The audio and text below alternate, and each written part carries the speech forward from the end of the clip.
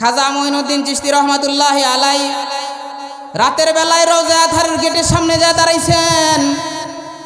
দাঁড়ায়া গেটের বাইরে থেকে নবীজির রওজায় সালাম দিতেছেন, আসসালাতু ওয়াসসালামু আলাইকা ইয়া রাসূলুল্লাহ, আসসালাতু ওয়াসসালামু আলাইকা ইয়া হাবিবাল্লাহ।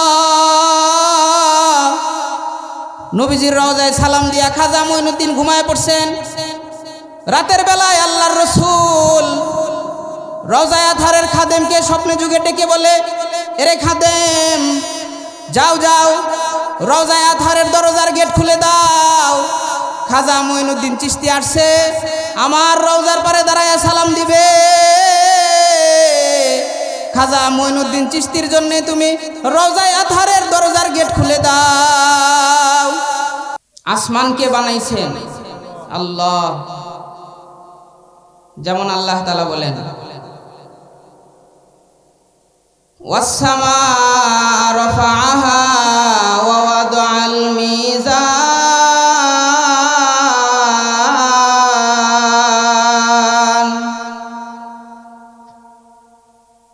আল্লাহ তাআলা বলেন, আমি আল্লাহ তাআলা উঁচুতে আসমান স্থাপন করেছি। তো উঁচুতে যে আল্লাহ তাআলা উঁচুতে যে আসমান ঝুলে আছে, এটা বানাইছেন আল্লাহ। এটা বানাইছেন কে? আল্লাহ। জমিনে আমরা চলাফেরা করতেছি, জমিন কে বানাইছেন? আল্লাহ। যেমন আল্লাহ তাআলা বলেন, ওয়াল আরদা ওয়াদা'আহা লিল আনাম।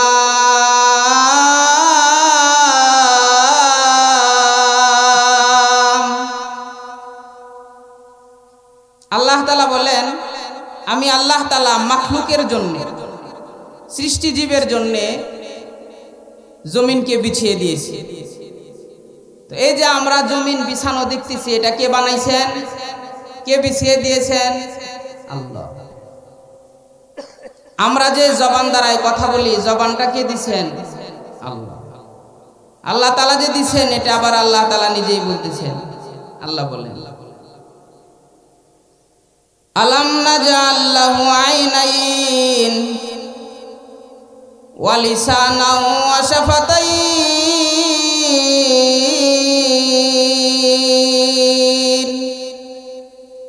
আল্লাহ তাআলা বলেন, বান্দা তোমরা যে দেখো, দেখার জন্য দুইটা চোখ আমি আল্লাহ তাআলাই দিছি।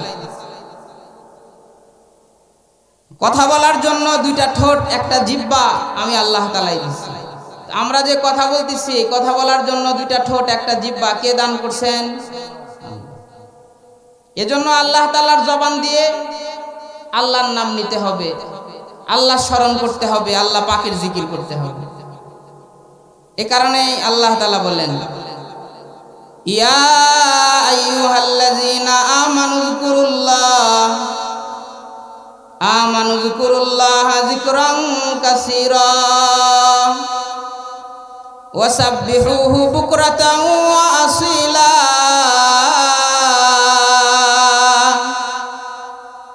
আল্লাহ তাআলা বলেন, বান্দা আমি যে তোমাকে জবান দিছি, এটা সারা দিনে তোমার কাজে খরচ করার জন্য না, তোমার কাজের খরচ করার পাশাপাশি আমার জিকির করার জন্য। বিশেষ করে সকাল সন্ধ্যায় বান্দা তুমি আমার জিকির করবে। এজন্য আল্লাহর দেয়া জবান দিয়ে আল্লাহ পাকের জিকির করতে হবে, আল্লাহর প্রশংসা করতে হবে।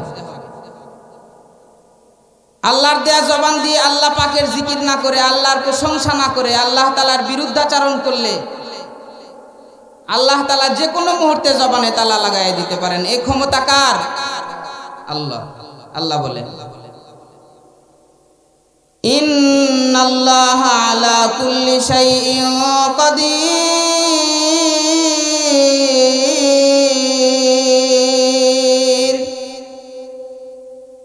আল্লাহ বলেন, বান্দা আমি সব কিছুর উপরে সক্ষম, সব কিছুর উপরে ক্ষমতা রাখি। জবান দিছি কথা বলার জন্য, এই জবান দিয়ে যদি আমার বিরুদ্ধাচরণ করো, আমি আল্লাহ তাআলা যে কোনো সময় তোমার জবানে তালা লাগাই দিতে পারি। আমি আল্লাহ তাআলা যে কোনো সময় তোমার জবান বন্ধ করে দিতে পারি। এজন্য আল্লাহ পাকের জবান দিয়ে আল্লাহর জিকির করতে হবে, আল্লাহর স্মরণ করতে হবে, আল্লাহর নাম নিতে হবে। আল্লাহর প্রশংসা করতে হবে। এখন আল্লাহ তাআলাকে কোরআনে হাকিমের ভিতরে আল্লাহ তাআলা নিজেই তার পরিচয় দিতেছেন। আল্লাহ তাআলাকে আল্লাহ বলেন, সূরা ফাতিহার ভিতরে আল্লাহ তাআলা তার পরিচয় দিয়েছেন, আলহামদুলিল্লাহি রাব্বিল আলামিন।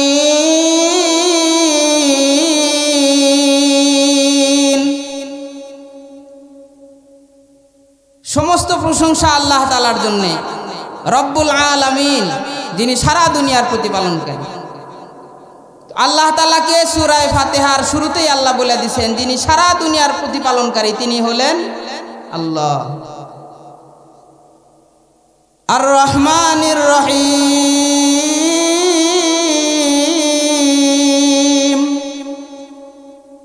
এখানে আল্লাহ তাআলা তার গুণ বর্ণনা করছেন। আল্লাহ তাআলা হলেন ওই সত্তা যিনি দয়াময়, দয়ালু। আল্লাহ তাআলা কত দয়ালু! আল্লাহ বলেন, বান্দা তোমার হেফাজতের জন্য আমি একদল ফেরেশতা সারাদিন তোমার পিছনে নিযুক্ত করে দিই, তুমি জানি বিপদে না পড়ো, এজন্য গার্ড স্বরূপ, সিকিউরিটি স্বরূপ একদল ফেরেশতা আমি আল্লাহ তাআলা তোমার পিছনে নিযুক্ত করে দিই। যেমন আল্লাহ বলেন, লাহু মুআক্কিবাতুম মিন বাইনি ইয়াদাইহি ওয়া মিন খালফিহি ইয়াহফাজুনাহু মিন আমরিল্লাহ।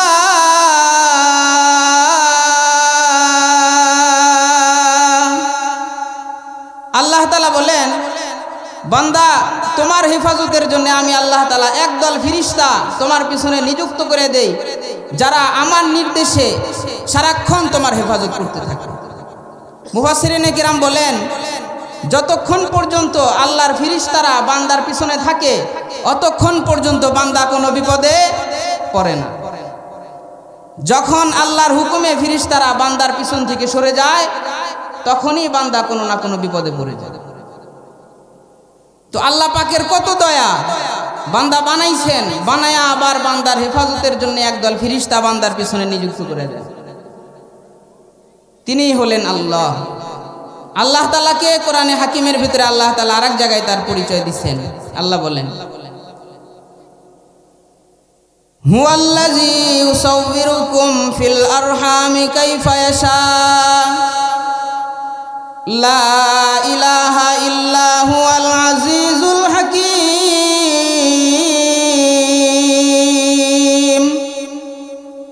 আল্লাহ তাআলা বলেন, তোমার মাতৃগর্ভে যেই সত্তা তোমার আকৃতি দান করেছেন তিনি হলেন আল্লাহ। আল্লাহ তাআলাকে যিনি মাতৃগর্ভে মানুষের আকৃতি দান করেছেন, আমাদের আকৃতি দান করেছেন, তিনি হলেন আল্লাহ। আল্লাহ তাআলাকে আরেক জায়গায় আল্লাহ তাআলা তার পরিচয় দিচ্ছেন। আল্লাহ বলেন, খলাকাল ইনসানা মিন নুতফা ফাইযা হুয়া খাসীমুম মুবিন।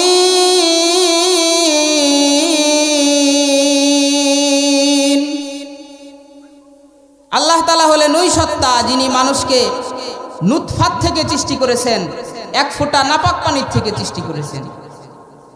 যেই সত্তা মানুষকে এক ফোঁটা নাপাক পানির থেকে সৃষ্টি করেছেন তিনি হলেন আল্লাহ। আর এক জায়গায় আল্লাহ তাআলা বলেন, ফাকাদারনা ফানি'মাল কাদিরুন।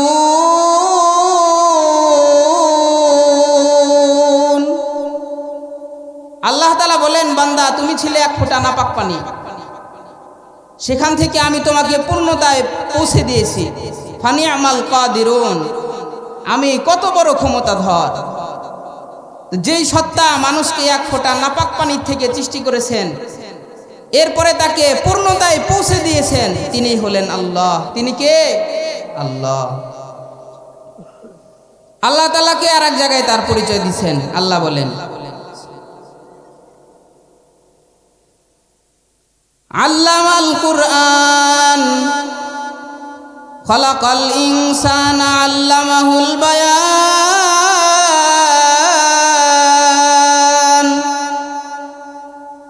আশ-শামসু ওয়াল কামারু বিহুসবানি ওয়ান নাজমু ওয়াশ-শাজারু ইয়াসজুদান।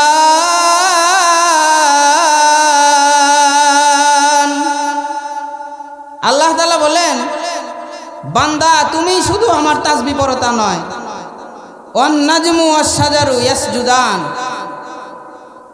নক্ষত্র গাছগাছালি আমার সিজদা করে, তুমি শুধু একা আমার সিজদা করো তা নয়। আশ-শামসু ওয়াল কমারু বিহুসবান, চন্দ্র সূর্য আমার তাসবিহ পড়ে, তুমি শুধু আমার তাসবিহ পড়ো তা নয়। তো চন্দ্র সূর্য যার তাসবিহ পড়ে, নক্ষত্র গাছগাছালি যাকে সিজদা করে তিনি হলেন আল্লাহ। তিনি কে? আল্লাহ। আল্লাহ তাআলাকে আর এক জায়গায় আল্লাহ তাআলা তার পরিচয় দিচ্ছেন। আল্লাহ বলেন, খলাকাল ইনসানা মিন সালসালিন কাল ফাখখার ওয়া খলাকাল জান্না মিন মারিজিম মিন নার ফাবিআইয়ি আলাই রাব্বিকুমা তুকাযযিবান।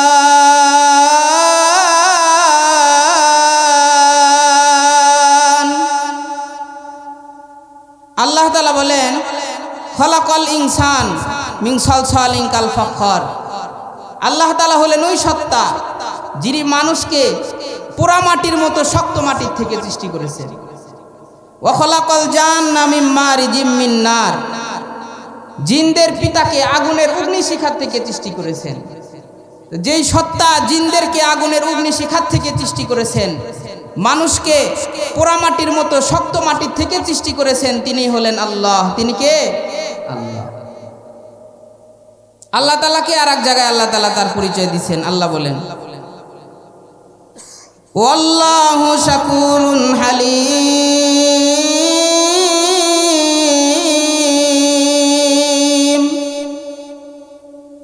আল্লাহ তাআলা হলেন শাকুর। শাকুর মানে দাতা, এমন দাতা যিনি অল্প নেক কাজ করলে বেশি সওয়াব দেয়, অল্প নেক কাজ করলে বেশি সওয়াব দেয়।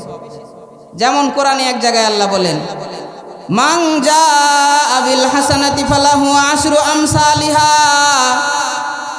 বান্দা তুমি একটা নেক কাজ করলে আমি আল্লাহ তাআলা তোমাকে 10টা নেকি দিয়ে দেই। যেই সত্তা অল্প নেকি করলে বেশি সওয়াব দেয় তিনি হলেন শাকুর, তিনি হলেন আল্লাহ। আল্লাহ তাআলা হলেন ওই সত্তা যিনি হালিম। হালিম মানে ধৈর্যশীল, এমন ধৈর্যশীল যে বান্দাকে গুনাহ করতে দেখার পরেও ধ্বংস করে দেয় না। কিন্তু আল্লাহ তাআলা চাইলেই ধ্বংস করতে পারেন। যেমন পূর্বের জামানার নবীদের উম্মতদেরকে আল্লাহ তাআলা গুনাহ করার কারণে ধ্বংস করে দিয়েছেন। লূত আলাইহিস সালামের জাতিকে আল্লাহ তাআলা গুনাহ করার কারণে ধ্বংস করে দিয়েছেন। হুদ আলাইহিস সালামের জাতিকে আল্লাহ তাআলা গুনাহ করার কারণে সাথে সাথেই ধ্বংস করে দিয়েছেন। সলেহ আলাইহিস সালামের জাতিকে আল্লাহ তাআলা গুনাহ করার কারণে সাথে সাথেই ধ্বংস করে দিয়েছেন। কিন্তু মুহাম্মদ সাল্লাল্লাহু আলাইহি সাল্লামের দোয়ার বরকতে আল্লাহ তাআলা মুহাম্মদ সাল্লাল্লাহু আলাইহি সাল্লামের উম্মতকে গুনাহ করার কারণে সাথে সাথেই ধ্বংস করে না। ধৈর্য ধারণ করে বসে থাকে এই আশায় যে বান্দা গুনাহ করছে, পরে মনে হয় তওবা করে আমার কাছে ক্ষমা চায়। তো যেই সত্তা ধৈর্যশীল তিনি হলেন আল্লাহ। তিনি কে? আল্লাহ। আল্লাহ তাআলাকে আল্লাহ তাআলা আরেক জায়গায় তার পরিচয় দিয়েছেন। আল্লাহ বলেন, ইন্নাল্লাহা আলা কুল্লি শাইইন কাদির।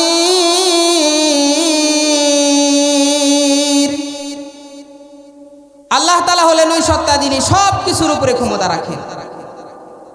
ইহয়ি ওয়া ইউমিত, মানুষকে জীবনও দান করতে পারেন, মরণও দান করতে পারেন, আবার মৃতকে জীবিতও করতে পারেন। মৃতকে কি করতে পারেন? জীবিতও করতে পারেন। আল্লাহ তাআলা যে মৃতকেও জীবিত করতে পারেন এ ঘটনা আল্লাহ তাআলা কোরআনে হাকিমের ভিতরেই বলে দিয়েছেন। একবার হযরত ইব্রাহিম আলাইহিস সালাতু ওয়াস সালাম, আল্লাহ তাআলার খলিল, আল্লাহ তাআলার বন্ধু, আল্লাহর সাথে কথা বলতেছে। ইব্রাহিম আলাইহিস সালাম যে আল্লাহ তাআলার খলিল, আল্লাহ তাআলার বন্ধু, এটা আল্লাহ তাআলা কোরআনের ভিতরেই বলে দিয়েছেন। যেমন আল্লাহ বলেন, ওয়াত্তাখাযাল্লাহু ইব্রাহিমা খলিলা। ইব্রাহিম আলাইহিস সালাতু ওয়াস সালাম হলেন আল্লাহ তাআলার খলিল, আল্লাহ তাআলার বন্ধু। বন্ধুর সাথে বন্ধুর ভালো সম্পর্ক থাকে, ভালো সম্পর্ক থাকলে কথা বলার অধিকারও থাকে। এ কারণে ইব্রাহিম আলাইহিস সালাতু ওয়াস সালাম আল্লাহ তাআলাকে বলতেছেন, আপনি যে মৃতকে জীবিত করতে পারেন আমাকে একটু দেখান। আল্লাহ তাআলা বলেন, কেন? আমি যে পারি আপনার বিশ্বাস হয় না? ইব্রাহিম আলাইহিস সালাতু ওয়াস সালাম বলেন, বালা, হ্যাঁ আমার বিশ্বাস হয়। ওয়ালাকিন লিয়াতমাইন্না কলবি, কিন্তু আমার অন্তরের প্রশান্তির জন্য আমি একটু সচক্ষে দেখতে চাই আপনি মৃতকে জীবিত করতে পারেন, একটু করে দেখান। আল্লাহ তাআলা ইব্রাহিম আলাইহিস সালামকে বললেন, পয়গম্বর, আপনি 4টে পাখি নেন, পাখি নিয়ে জবাই করে টুকরা টুকরা করে ফেলান, টুকরা টুকরা করে পাখির টুকরাগুলো পাহাড়ে রেখে দেন। পাহাড়ে রেখে দেওয়ার পরে আবার আমার নামে ডাক দেন, দেখবেন পাখিগুলো আবার আমার হুকুমে জীবিত হয়ে গেছে। ইব্রাহিম আলাইহিস সালাতু ওয়াস সালাম 4টা পাখি নিলেন, জবাই করলেন, টুকরা টুকরা করলেন, টুকরা টুকরা করার পরে আবার পাখিগুলোকে পাহাড়ে রেখে দিলেন। রেখে দেওয়ার পরে বলতেছেন, এ পাখি, তোমরা আবার আল্লাহর হুকুমে জীবিত হয়ে যাও। বলতে দেরি হয়েছে, পাখিগুলোর আল্লাহর হুকুমে জীবিত হইতে দেরি হয় নাই। তো মৃতকে যিনি জীবিত করতে পারেন তিনি হলেন আল্লাহ। এই ক্ষমতা যার আছে তিনি আল্লাহ, তিনি ইবাদতের উপযুক্ত। ইবাদত একমাত্র তারই করতে হবে, সেজদা একমাত্র তাকেই দিতে হবে। মূর্তির সামনে যে সেজদা করা যাবে না, মানুষের পায়ের নিচে যে সেজদা করা যাবে না। মূর্তির সামনে যে যারা সেজদা করবে, মানুষের পায়ের নিচে যে যারা সেজদা করবে, ঈমান নষ্ট হয়ে যাবে, তাদের ঈমান নষ্ট হয়ে যাবে। ইবাদত একমাত্র কার করতে হবে? আল্লাহ তাআলার করতে হবে। ওই কথা আল্লাহ তাআলা কোরআনে বলে দিয়েছেন। আল্লাহ বলেন, কুল ইন্না সালাতি ওয়া নুসুকি ওয়া মাহইয়ায়া ওয়া মামাতি লিল্লাহি রাব্বিল আলামিন।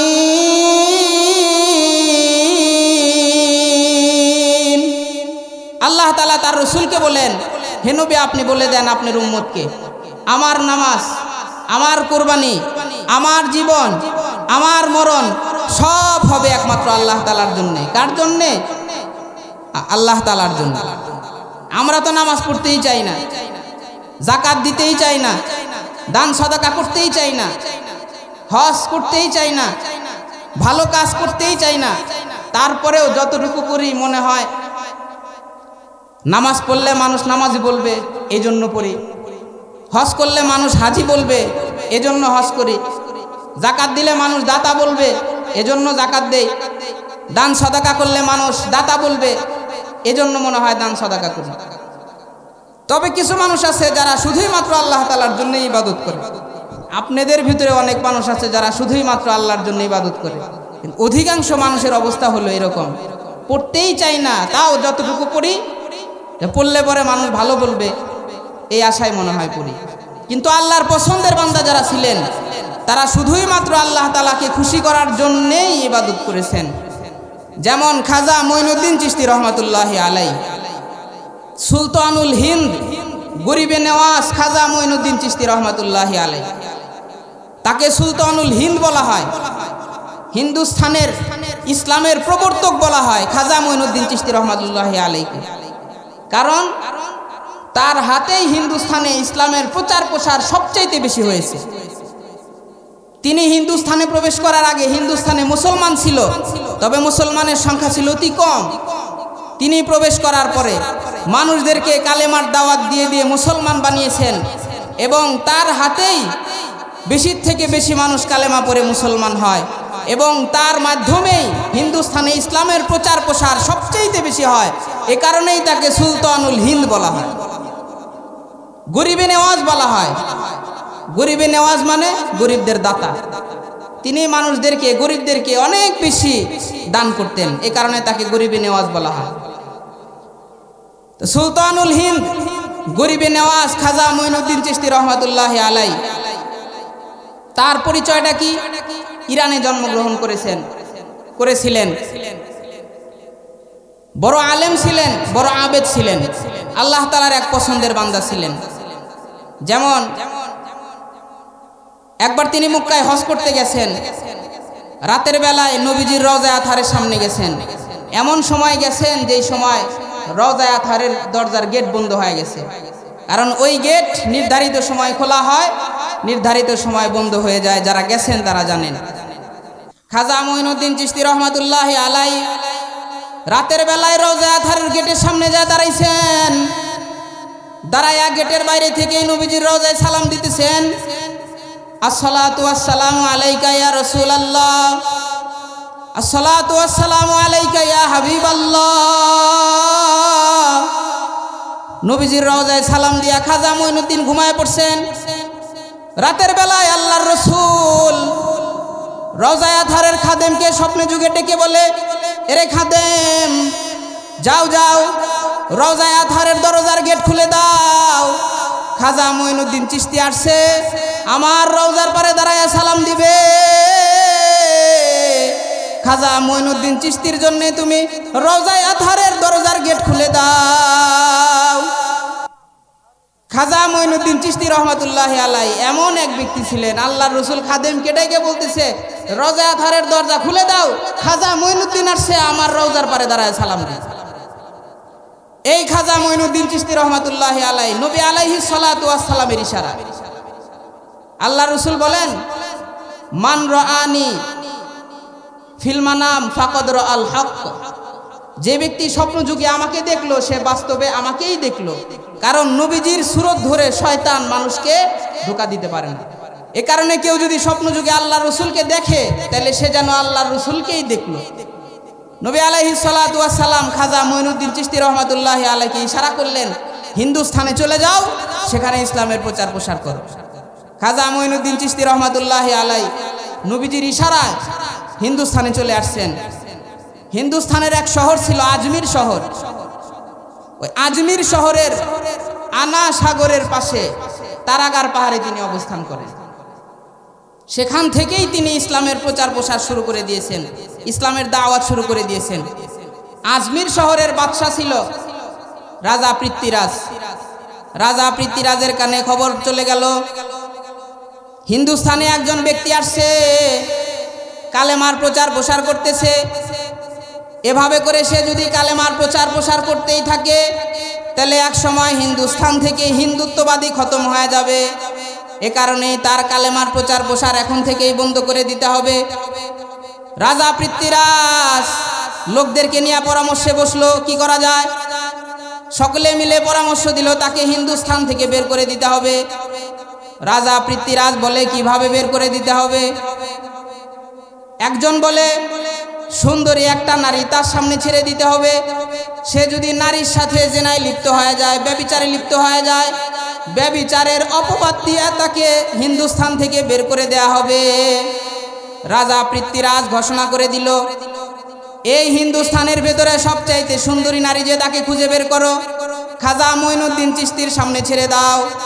সুন্দরী একটা নারী খুঁজে বের করা হইল, খাজা মঈনুদ্দিন চিশতির সামনে ছেড়ে দেওয়া হইল। এমন সময় খাজা মঈনুদ্দিন চিশতি রহমাতুল্লাহি আলাইহি কোরআনে কারিমের তেলাওয়াত করতেছিলেন। সুন্দরী নারী পেছনে দাঁড়ানো, খাজা মঈনুদ্দিনের সেদিকে কোনো ভ্রুক্ষেপ নাই, কোরআন তেলাওয়াত করতেই রয়েছেন। লম্বা সময় কোরআন তেলাওয়াতের পরে সুন্দরী নারী বলতেছে, খাজা মঈনুদ্দিন, আসছিলাম তোমাকে ধোঁকা দেওয়ার জন্যে, কিন্তু তোমার ঈমান, আমল, তাকওয়া, তহারত দেখে আমার দিলের হালাত আল্লাহ তাআলা পরিবর্তন করে দিয়েছেন। আমি আর তোমাকে ধোঁকা দিতে চাই না, আমি তোমার হাতে কালেমা পড়ে মুসলমান হতে চাই। তুমি আমাকে এক্ষুনি কালেমা পড়ায়া মুসলমান বানায় দাও। খাজা মঈনুদ্দিন চিশতি রহমাতুল্লাহি আলাইহি তাকে কালেমা পড়ায়া মুসলমান বানায় দিল। এই খাজা মঈনুদ্দিন চিশতি রহমাতুল্লাহি আলাইহি সভাপতি ছিলেন খাজা উসমান হারুনি রহমাতুল্লাহি আলাইহি।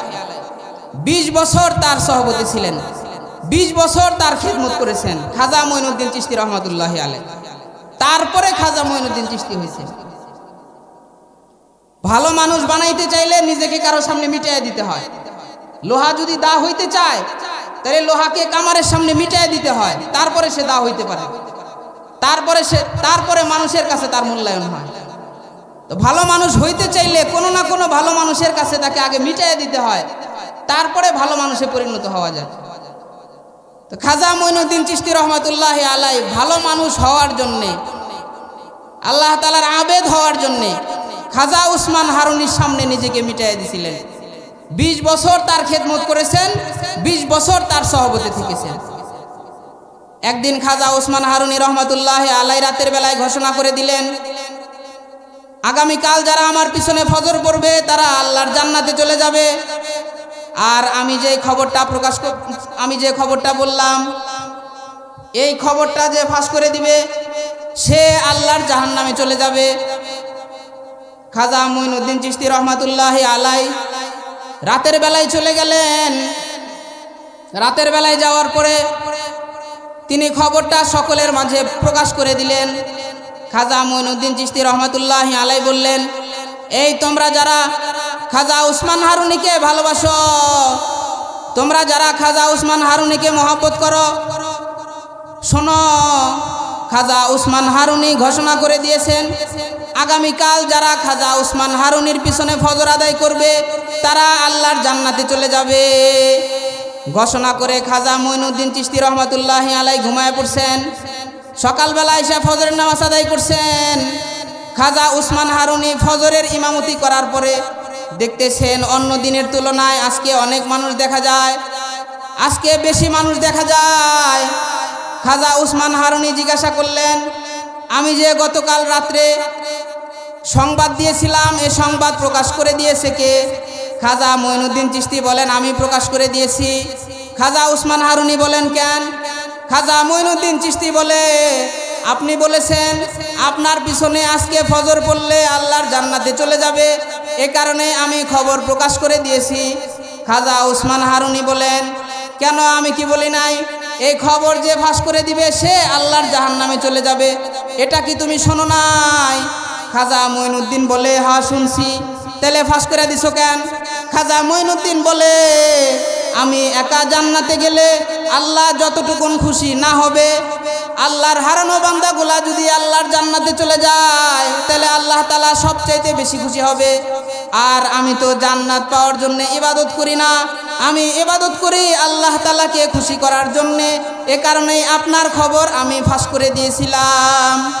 খাজা উসমান হারুনি বলে, মুঈনুদ্দিন, আমি তো কাউকে জান্নাতে দেওয়ার মালিক না, আমি কাউকে জাহান্নামে দেওয়ার মালিক না, আমি একটু পরীক্ষা করার জন্য বলেছিলাম, দেখি কে জান্নাত পাওয়ার জন্য ইবাদত করে আর কে আল্লাহকে খুশি করার জন্য ইবাদত করে। আমার পরীক্ষা হয়ে গেছে।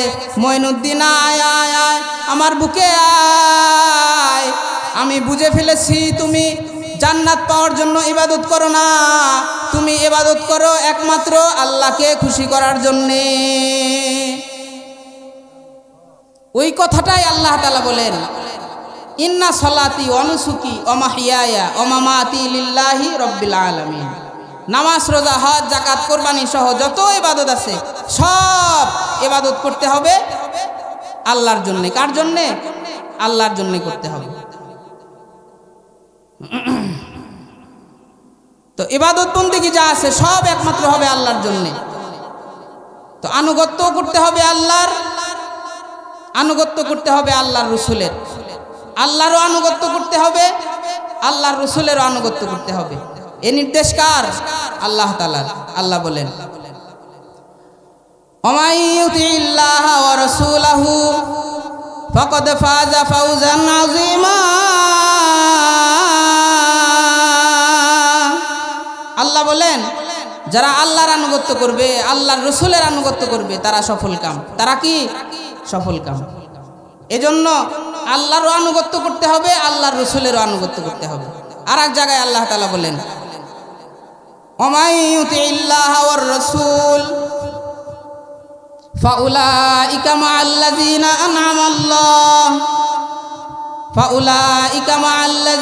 আন'আমাল্লাহু আলাইহিম মিনান নাবিয়্যিনা ওয়াস-সিদ্দীকিনা ওয়াশ-শুহাদা'i ওয়াস-সালিহিন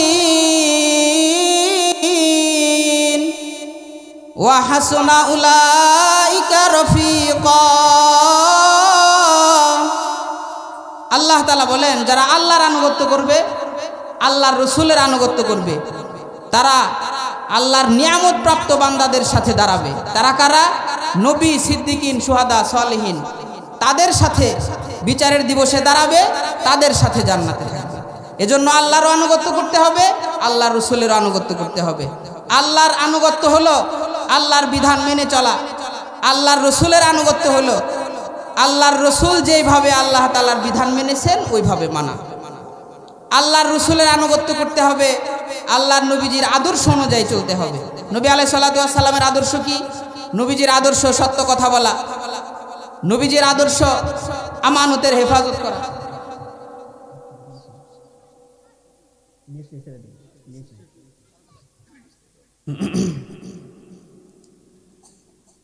আল্লাহর রসুলের আনুগত্য হলো নবীজির আদর্শ অনুযায়ী চলা। নবীজির আদর্শ কি? নবীজির আদর্শ সত্য কথা বলা, নবীজির আদর্শ আমানতের হেফাজত করা, নবীজির আদর্শ স্বামী হিসাবে স্ত্রীর সাথে ভালো ব্যবহার করা, নবীজির আদর্শ স্ত্রী হিসাবে স্বামীর সাথে ভালো ব্যবহার করা।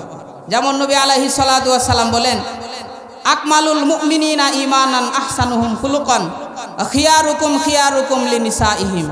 তোমাদের মাঝে যার চরিত্র ভালো সে ভালো, তোমাদের মাঝে যারা তাদের স্ত্রীদের কাছে ভালো তারা আল্লাহ তাআলার কাছে ভালো। যেন আল্লাহর কাছে ভালো হইতে চাইলে আগে কার কাছে ভালো হইতে হবে? স্ত্রীর কাছে ভালো হইতে হবে। স্ত্রী যদি বলে আমার স্বামী ভালো, তাহলে আল্লাহও বলবেন ভালো। স্ত্রী যদি বলে আমার স্বামী ভালো না, আল্লাহও বলবেন ভালো না। তো স্বামী হিসাবে স্ত্রীর সাথে ভালো ব্যবহার করা এটা যেমন নবীর আদর্শ, ঠিক তেমনি ভাবে স্ত্রী হিসাবে স্বামীর সাথে ভালো ব্যবহার করা এটাও নবীর আদর্শ। আল্লাহর নবী বলেন, 3 শ্রেণীর মানুষের নামাজ আল্লাহর দরবারে কবুল হয় না। 1 নম্বর শ্রেণীর মানুষ হলো পালাতক গোলাম, যে মালিকের কাছ থেকে পালায়ন করে এসেছে তার নামাজ আল্লাহর দরবারে কবুল হয় না।